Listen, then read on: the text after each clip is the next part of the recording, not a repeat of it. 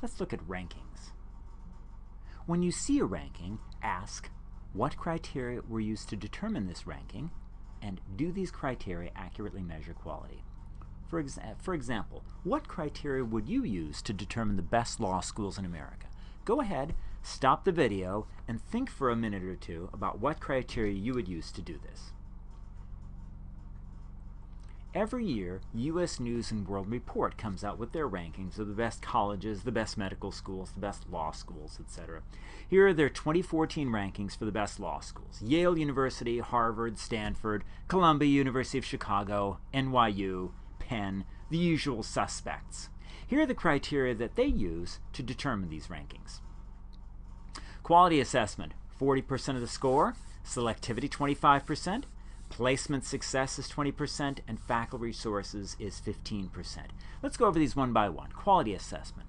Peer assessment score, so 25% of the overall score is going to be assessment by peers. In other words, they ask the deans of other law schools to rank law schools. They ask newly tenured faculty to rank other law schools. 15% of the overall score is the assessment score by lawyers and judges. So in other words, they ask practicing attorneys and judges to rank different law schools, presumably because they've seen people from these law schools in action, and they want them to rank these schools. Selectivity is 25% of the overall score. They look at the median LSAT score. The LSAT is like in the same way that you take the ACT or the SAT to get into college, you take the LSAT to get into law school. Same thing with median undergrad GPA and acceptance rate. The thinking is that the higher the quality of student going to the school, the higher the LSAT score, the higher the GPA, the better the school. Also, the lower the acceptance rate. Placement success overall is 20% of the score. They look at employment rates for 2012 grads at graduation and 9 months later, because the thinking is that if it's a good school, people ought to be employed from this school. And they look at the bar passage rate. In order to become a practicing attorney, you have to pass the bar exam. And so they look at the rates at which students pass the bar exam. Faculty resources count for 15% of the score. They look at the average spent per student on instruction, library, supporting services, the average spent per student on financial aid, the student-faculty ratio. Again, the thinking is that the more faculty you have, the better the school, and library resources counts for 0.75% of the score. All of these seem reasonable until you realize that none of these really measure the quality of what the school does. So for example, let's take for example the bar passage rate. Now you may think, oh well goodness, if it's a good school, these students will pass the bar exam. For example, this is from a few years ago. This is not the most recent issue of U.S. News, but it doesn't change that much from year to year. That year, their top school was Harvard University. So look at the bar passage rate in this jurisdiction. So 96.5% of the students passed the bar exam. And by contrast, for the New York jurisdiction, only 81% overall passed the bar. So you think, wow, Yale grads are passing it at a 96.5% rate, and overall, other grads of other schools in general are just passing it at 81% rate. Yale must be doing an outstanding job of teaching its students. But look at the students who are going into Yale. At least for this particular year, the 25th percentile, when you look at this 25th percentile and 75th percentile of students going to Yale, it's 3.2 and 3.96. In other words, if you have a stellar 3.82 GPA, you're in the 25th percentile of students entering Yale Law School, which means 75% of the incoming students have a higher GPA. And if you have a stratospheric GPA of 3.96, you might think, oh, certainly I'm at the top of the class. Actually, you're at the 75th percentile. Fully 1/4 of the incoming students to Yale Law School have a higher GPA than you do if you have a 3.96. These are some outstanding students. Yale University takes the cream of the crop, so Yale University takes the cream of the crop, and they turn out the cream of the crop. Oops, sorry. To be honest, I'm not that impressed. I'm not that impressed that these students are doing such a great job of passing the bar exam, because Yale is taking these outstanding students.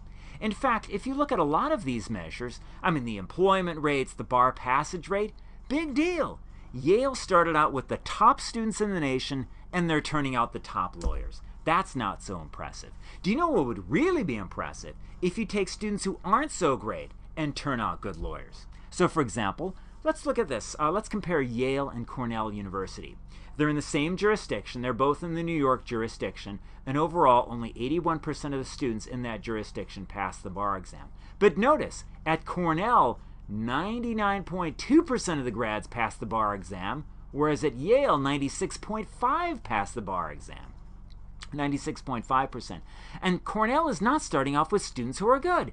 At Yale, the 25th percentile of incoming students have a GPA of 3.82, whereas at Cornell, 3.5 GPA is the 25th percentile. In fact, a student with a 3.82 at Yale would be in the 25th percentile, whereas a student with a 3.8 at Cornell would be at the 75th percentile.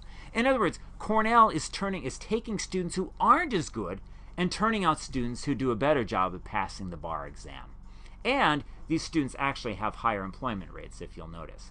So I'm just not that impressed by what Yale's doing. Yale starts out with top students, and they turn out top lawyers. Big deal. That doesn't tell me that Yale is doing a good job of teaching its students. All tells me that Yale is not royally screwing up by taking these outstanding students and not turning out outstanding lawyers.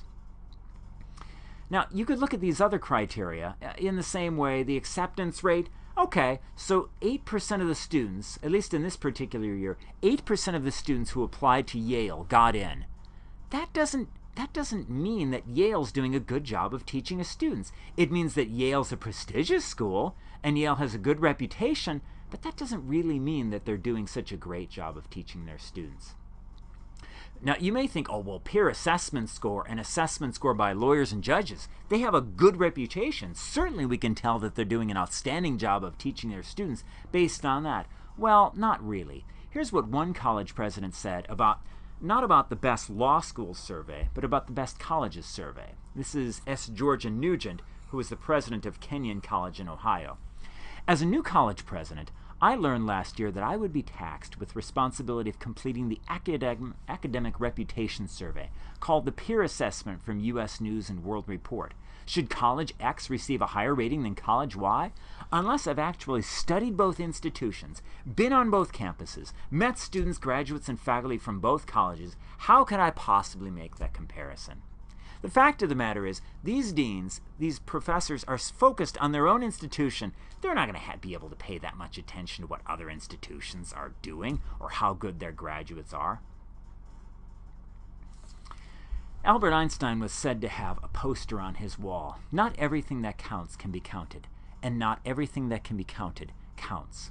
If you really wanted to know how well those students were doing or how well Yale was preparing its students, what you would do would be to survey alumni. You'd ask them, how well did Yale teach you? Are you as well prepared as people who went to other institutions? That's the way we assess at Trinity. Periodically, I'll send out surveys to alumni and ask them that question. There's a reason why U.S. News and World Report doesn't do that. Look again at all these criteria. They don't ask alumni. This is ridiculous. You want to judge the quality of the school, so you're going to ask peer assessment score. You're going to ask deans of other law schools, assessment score by lawyers and judges. You're going to ask judges as opposed to people who actually went to the school. That's ridiculous. That's like trying to rank cars and asking not the people who are actually driving the cars, but the people who are standing on the street corner watching these cars go by. Again, the reason U.S. News and World Report doesn't survey alumni is that it's too expensive. It's just too difficult. It's easier to rely on these other measures, bogus as they may be. Again, not everything that counts can be counted, and not everything that can be counted counts. They pick the things that can be counted easily as opposed to the things that really matter. In a similar fashion, each year the Chicago Tribune has the top 50 schools in Chicagoland. So, for example, this particular year, Northside College Prep was doing well, Whitney Young Magnet School, that's Michelle Obama's alma mater, Walter Payton College Prep, Jones College Prep, Deerfield High School right by Trinity here was doing pretty well too. And notice the criterion that's used, percentage of students that meet or exceeded state standards. on the what's called the Prairie State Achievement Exam. So you might think, wow, look, Northside College Prep is doing a much better job than Deerfield High School of teaching, because at Northside College Prep, 99.5% of the students met or exceeded state standards in the Prairie State Achievement Exam, whereas at Deerfield High School, only 90.6 met or exceeded state standards. Well, the difficulty, though, is that these first 4 schools are magnet schools. They don't just take anybody who happens to live in the neighborhood. They only take the cream of the crop. You have to apply and get into these schools. Whereas schools like Deerfield and New Trier, they just take anybody who happens to live around these schools, near Deerfield or near New Trier. So, again, if these students, the reason that 99.5% of these students are passing or meeting state standards is because they're already outstanding students. It's not so impressive that Northside College Prep is starting out with promising freshmen and turning out promising seniors. Do you know what would be really impressive? If you just start off with just a random cross-section of students and turn out outstanding students. That would be more impressive.